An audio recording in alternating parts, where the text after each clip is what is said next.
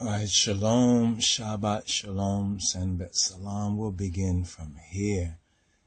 Amen. This is after Pesach, after Passover season. It's a season. It's one of the Shalosha Regalim, one of the three pilgrimage festivals. So I and I have been making that that yad, iritically, spiritually, during this particular season, in this Shemitah year, this year of Jubilee, as well as the blood moon prophecy and those fearful and dreadful signs above and below that we are seeing, and studying and learning the divine mind on these signs of the time. And now we're resuming our regular, almost like our regular scheduled broadcast concerning the Torah portion, readings and feeding. And this is the 26th, if I'm correct, the 26th Torah portion, Besim Tenyawim Ken, or in the Hebrew, Shmini, or Shmini.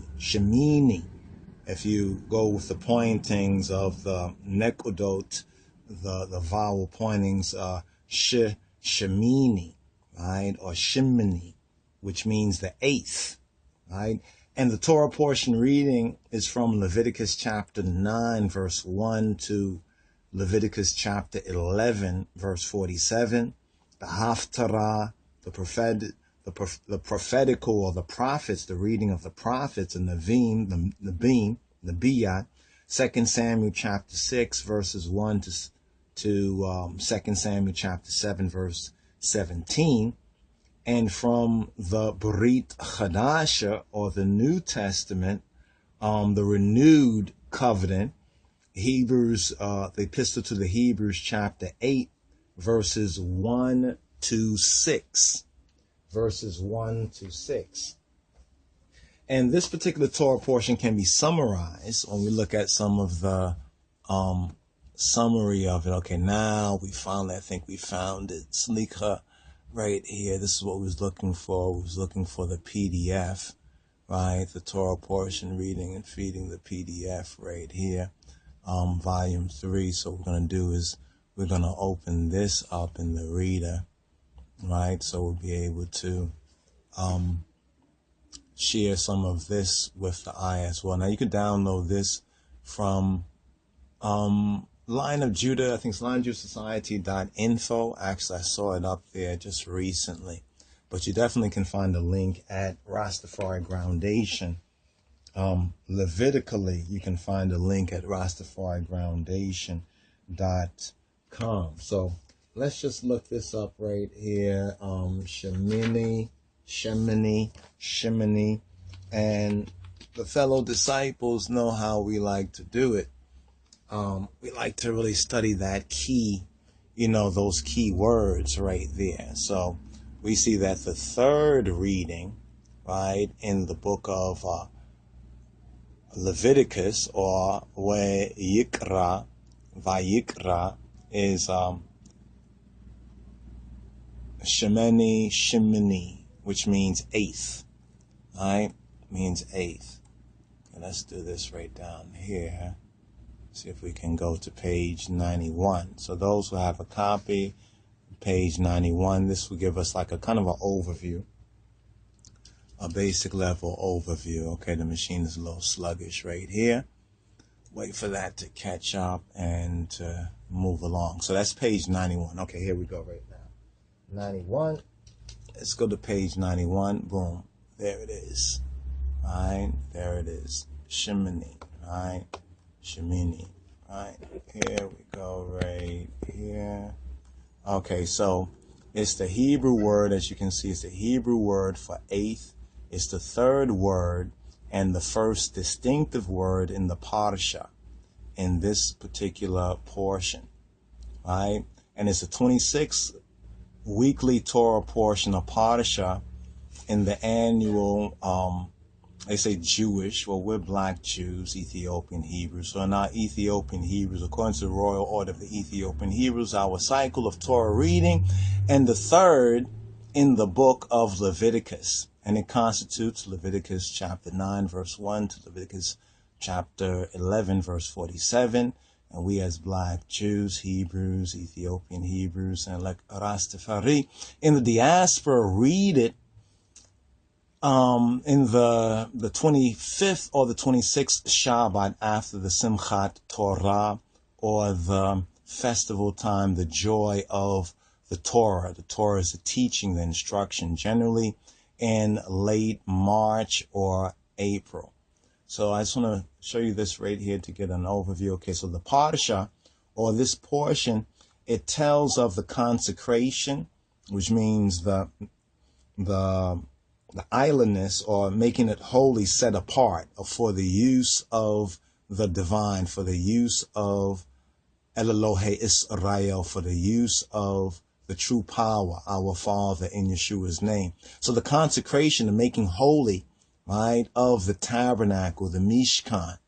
It speaks of the death of Nadav and Avihu, or Nadab and Abihu, or Abihu, Nadab, and Abihu. And it also speaks of the dietary laws of kashrut, which we know in the Royal Order of the Ethiopian Hebrews, and especially for I as RasTafari. Is when we say Ital, true Ital is based on the Torah, the teaching of His Majesty. So the groundation and foundation is right here in this particular Torah portion. So we call it the Levitary, right? Because it Levitical must be Levitical, right? The Levitical laws of kashrut, and from kashrut we basically get kosher. So here's the kind of interesting pick by the artist named Tissot, right? One European artist. I like his style. I like the style of his art personally, and also if you study certain things, he's very accurate for what obviously was known in his time, very accurate on attention to certain details. And even on the racial aspects, you can see where he wasn't just doing that kind of just whitewash to whitewash. Yovas, Gabachu. Okay, so these are the two priests destroyed, right? This is a watercolor 1896. That was a good year. To 1902 by James Tissot, right? Tissot. So right here, Adab and Abihu. So this Torah portion, the summary is 1, 2, 3. There's a basic 3 points of this Torah portion. Basic summary. Elohim, right, the true power, our Father, the Father of our Master and Medicine Yeshua, consecrated the tabernacle. So God, in other words, consecrates or sets apart His Mishkan, His tent, because it's really His tent. So He makes holy or set apart His tent, right? There should be a difference between the holy and the profane, or that which is exclusively set aside for Father, for Daddy, for Abba, right? And for I big brother, for Yeshua HaMashiach and the Holy Spirit. So Nadab and Abihu are also touched on in this Torah portion, and the dietary or the Levitary laws, right? So it was on the 8th day, right, of the ceremony to ordain the priest, right, the Kohanim, and to consecrate the tabernacle, that Moses instructed Aaron to assemble calves and rams, a goat, a lamb, an ox, and a meal offering as korbanot, or as the korban. You know the korban? You know korban as a drink, no doubt, korban, right? But the korbanot are the sacrifices, or the holy offerings. Say the offerings and the sacrifices are called the korbanot.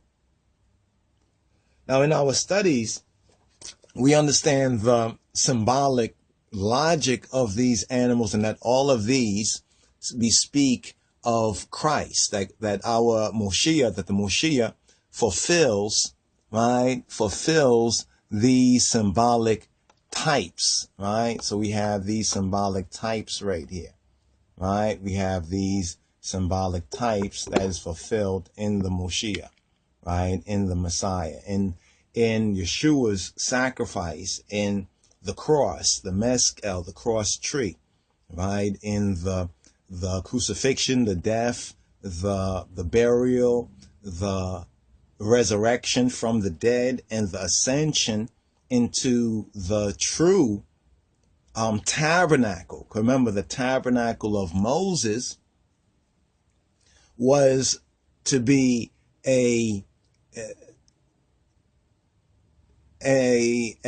was to be created according to the pattern. I was trying to think of whether I was going to say a type, an earthly type of the heavenly sanctuary. So when we're looking at the tabernacle and its elements and its furniture and the rites and the rituals, these are all earthly types of a heavenly and a spiritual, or we can say a metaphysical thing, that which is in the heavens. All right. So in this Torah portion, Elohim said today, right? Or it was said today, Yahweh will appear to you. Or Elohim did say that Yahweh will appear.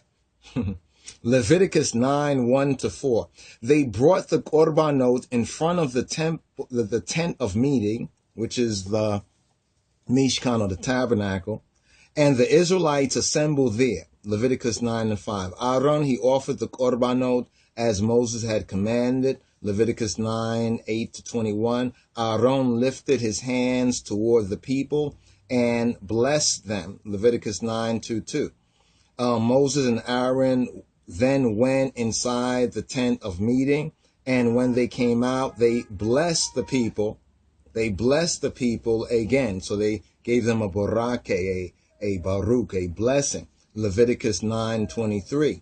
Then the presence or the face of Yahweh, right, the panim of Yahweh appeared to the people, and fire came forth and consumed the korbanot on the altar.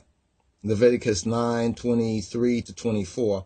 And the people shouted, Jah, RasTafari, and they fell on their faces. So they shouted, right?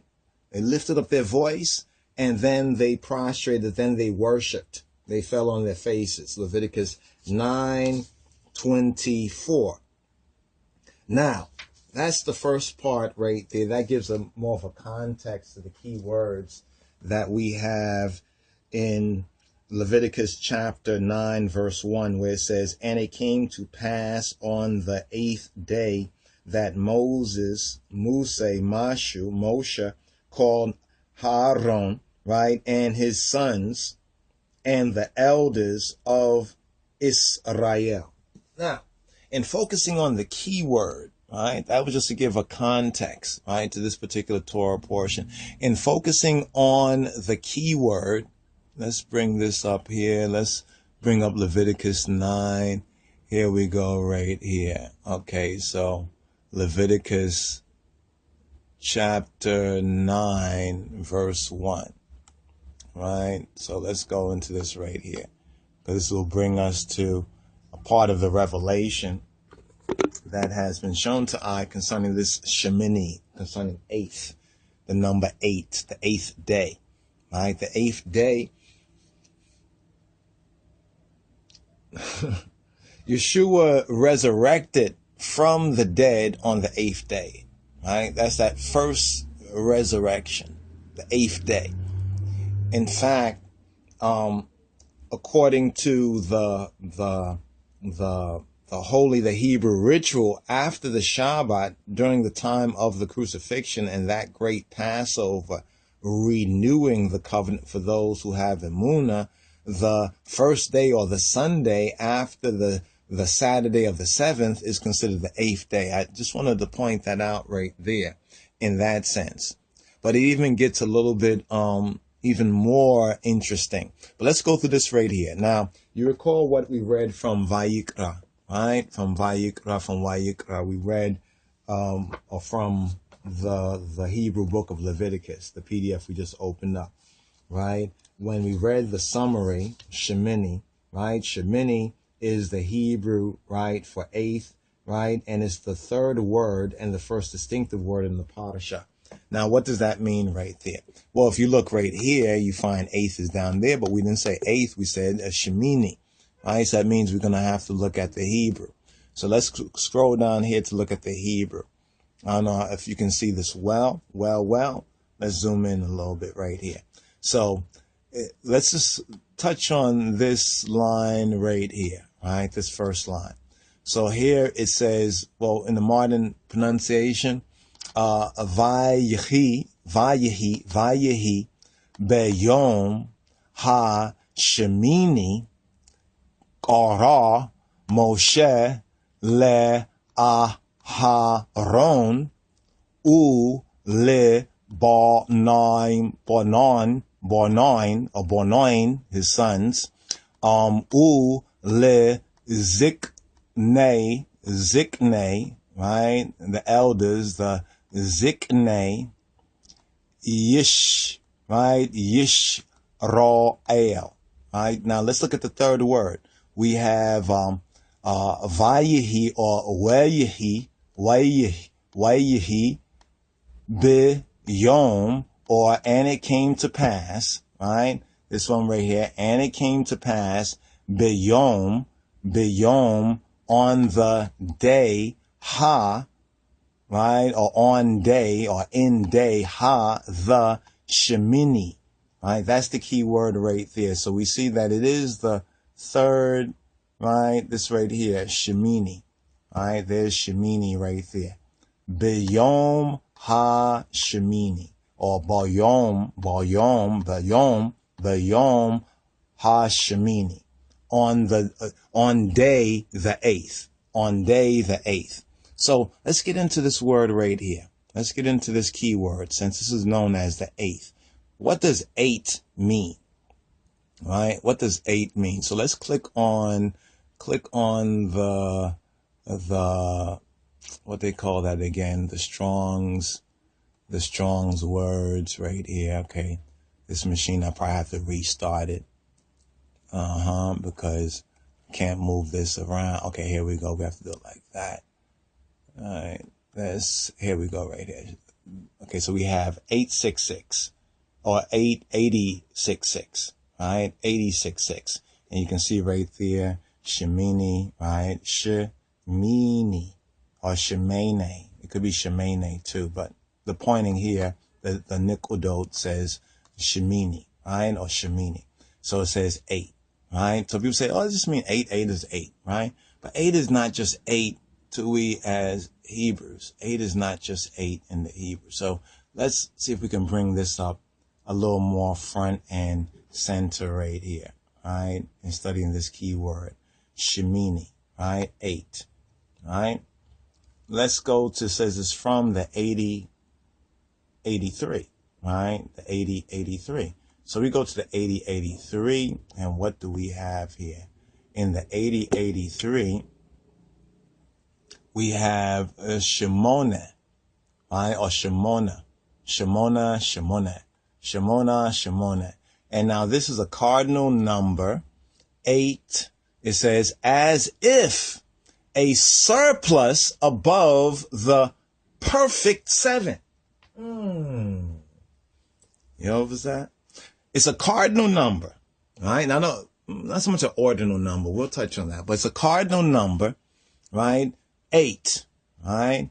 As if, that's the key right there. This gives the context, right? It gives a context. Normally you say 8 is 8 is 8. But to the Hebrew mind, in the Hebraicism, 8, right? Shemona is as if a surplus above the perfect 7. So when we say 8, right? And when we see the number 8 used, right? From a Hebrew, an Ethiopian Hebrew, right? Or from the true context, it refers to surplus beyond the perfect 7. So the perfect 7 has reached. So it don't even come to no 666. That falls short. It didn't even reach perfection. But in reaching perfection and going beyond perfection, do we come to a surplus? Keep that idea in mind, a surplus, right? Now, as an ordinal number, it just means the eighth, right? As an ordinal number, as a cardinal number is 8. As an ordinal number is 8th. Now, notice the brackets, Do you see the brackets right here? Brackets right here. It says apparently from the 8082. Well, this is the 8083, so we're going to get there in a moment. But apparently from, right, it appears to them that it's from the H8082 through the idea of plumpness. How interesting is that? So it's apparently from the 8083 through the idea of plumpness. Right? Of plumpness. So now King James in the KJV is translated as 8, right? And can be found in 18 and 18th and 8th, so forth and so on. But let's get to that 8083, right? 8082, sleek up, right? Boom. What? It says greasy. It's shaman or shawman. They'll say shawman, right? Shawmain, right?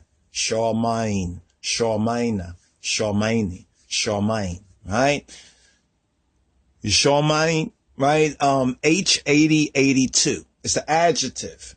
And in the adjectival sense, it means greasy, i.e. in S, that is to say gross, but gross in the sense of greasy. But then people say, ew, greasy. But this is a Hebrew mind, not a Western, Gentile mind, right? We're looking at this through a Hebrew mind. Let's zoom this up. Let's zoom it in a little bit. Right? Not a Gentile mind. Because look at the second. Right? Figurative. So when shawmain is used in a figurative sense, a literal sense is greasy. Right? In a figurative sense, right? Or a metaphorical sense, or a figure of speech, you know what I mean. A figurative sense, it means rich. I'm rich. Watch your mouth. Right? Rich. So shawmain, remember from the previous, right? It says 8 is surplus, right? As going beyond that, what the perfect 7, right? The perfect number, the perfect 7, right? So it's a surplus. It's like the abundance. It's like blessing. So remember, the Torah portion begins off, the key word in this Torah portion, which is 26. Right, the 26, and this year is 26, right? And notice that 26, 2 and 6 is 8. All right. Now, if you're one of those people, 2 plus 2 equals whatever, then you're gonna have difficulty, right? And it's not 2 plus 2 don't equals 5. But if you're from the school and you was taught 2 plus 2 equals 4, then 2 plus 6 is what? 2 plus 6 is 8, and this is the Centennial, right? Or the Shmini, right? The Shmini, right? So you see where in the figurative sense, it means rich, right? It means rich in a figurative sense. Now, KJV right here says fat. Now, among the lost black sheep, we know this in our spirit, but we put a PH there. Notice we don't put FAT. We say it's fat. Yo, that's fat. Yo, that's fat. Right? But it's a PHAT. And it's not literally saying that something is fat. See, those who don't have the spirit think that we only mean literally fat. But in the spirit of the word, right, it's like the PHAT. And I want you to keep that PH in mind, because we go forward, we're going to link, the phi, right? And even in the sense, the pi and the phi, but first the phi before the pi, right? In the pH, that pH balance, right? So the King James says fat, lusty, right? Plenteous, right? Plenteous, right? So let's go to the root. We want to get to the roots, right? Our roots and culture, right? So let's get to the roots and culture. So in the H8080, what do we have in the H8080? We have Shorman, actually, according to the pointing. Shorman, right? So that's Shorman. What it means to cause, Sleeka, it means to shine, i.e., by analogy, right?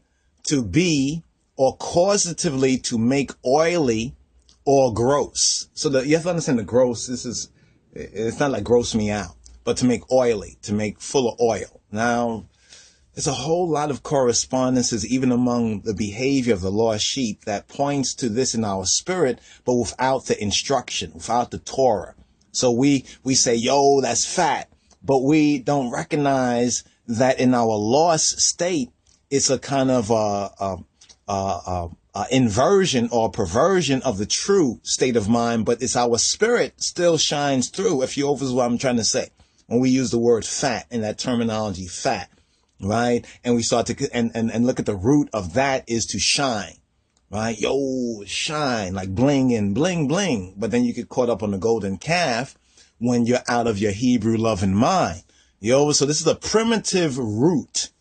It's our root and culture, right? King James Version says to become, to make, or to wax fat, right? Yo, this is fat. Yo, everything I'm doing is fat. Yo, that's fat. This is fat, right? But it's not the F-A-T.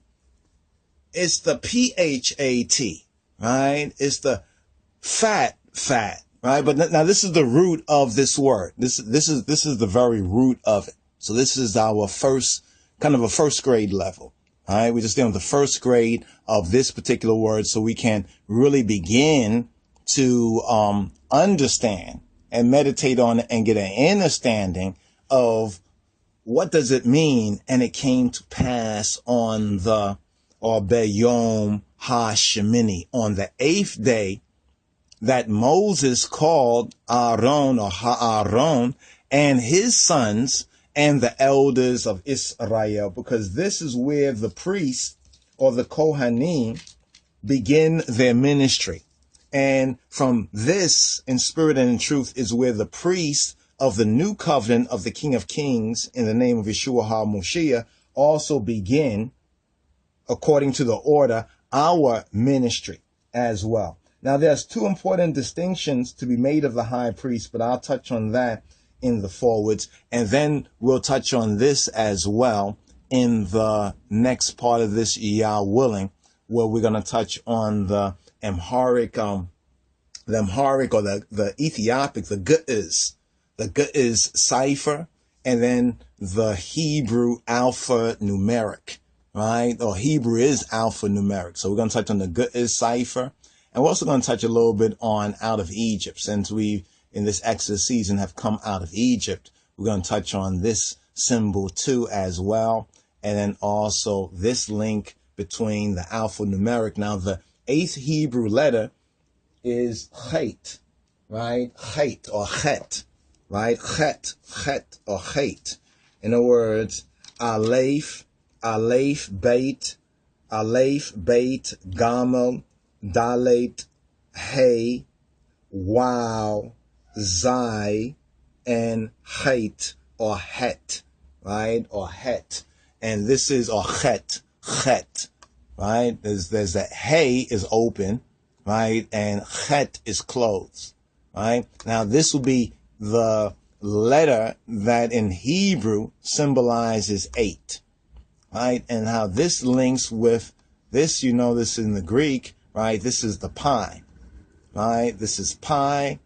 Well, actually, yeah, it's actually, yeah, pi.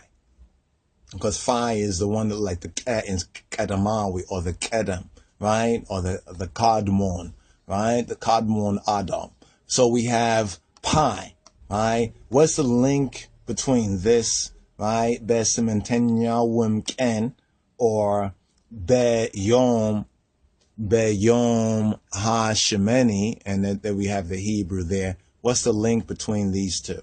Would like to get into a little more detail of that in the next part of this, but wanted to give an overview and begin to resume I weekly Torah portion reading and feedings, and we begin off right here on the 8th and on the 8th.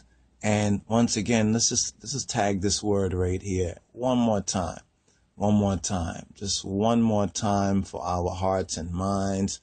So we have Shmini here, right? That's the 8066 from the 8083.